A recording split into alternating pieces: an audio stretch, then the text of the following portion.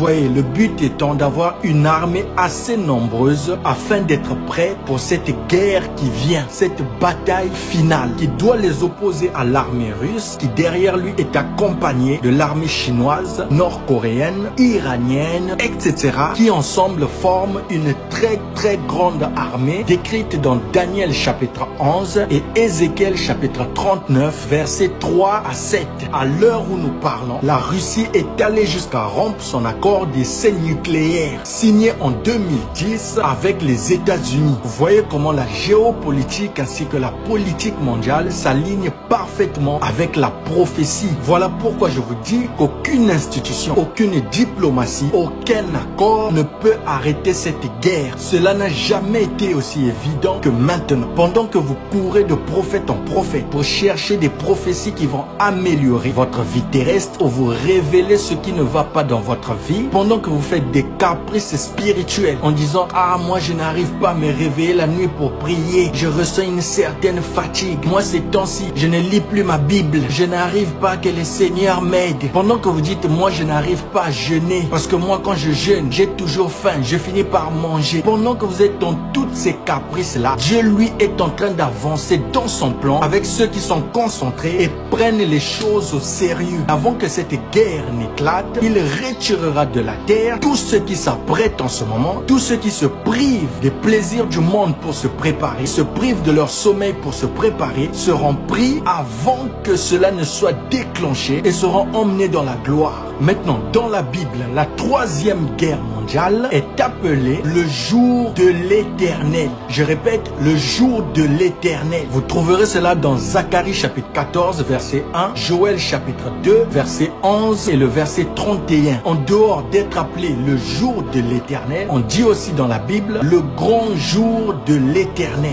Vous verrez cela dans Sophonie chapitre 1, verset 14, Joël 2, verset 31. Ainsi, ce jour est un jour que Dieu attend ardemment parce qu'il va enfin déverser toute sa colère accumulée et gardée pendant des siècles sur les habitants de la terre pour avoir détruit la terre et l'avoir remplie de violence, de perversion et de péché. Maintenant, vu que Dieu est amour, qu'est-ce qu'il fait? Il utilise la même stratégie qu'au temps de Lot et au temps de Jésus de Nazareth. C'est-à-dire de la même façon qu'il avait envoyé deux messagers au temps de Lot avec un message pour tous ceux qui voulaient échapper, et au temps de Jésus, eh bien en ce temps de la fin, Dieu envoie aussi un message au travers d'un messager pour tous ceux qui veulent échapper.